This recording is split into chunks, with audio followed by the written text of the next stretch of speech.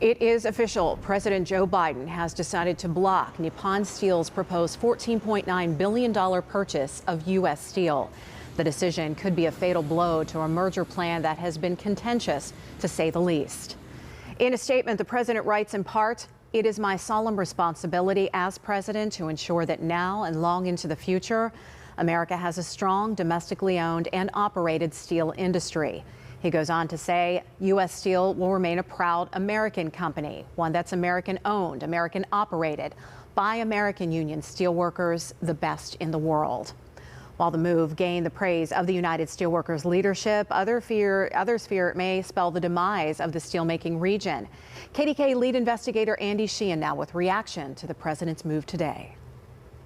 President Biden's decision to block Nippon's $15 billion offer to buy U.S. Steel is being met with disappointment here in West Mifflin, where the Japanese steelmaker vowed to spend $1 billion to upgrade the Irvin plant. The Irvin plant's hot strip mill is one of 4 U.S. Steel operations in our region, and West Mifflin Mayor Chris Kelly has taken Nippon at its word that it would make monumental investments in this plant and the rest of the Mon Valley. They put it in writing. They put it into the union that they would put over $1 billion in.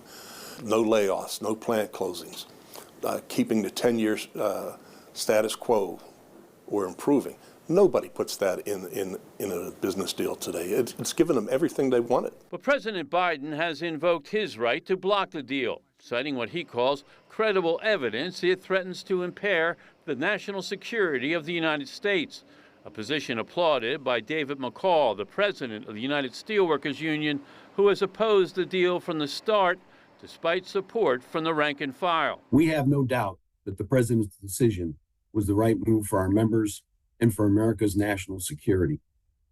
Throughout the past year, as the proposed transaction was under review, the union's first and only concern has been the long-term viability of our facilities and our members' jobs. But the decision leaves the future of steelmaking here in doubt. In a statement, U.S. Steel said, quote, "We continue to believe that a partnership between Nippon Steel and U.S. Steel is the best way to ensure that U.S. Steel, and particularly USW represented facilities, will be able to compete and thrive well into the future."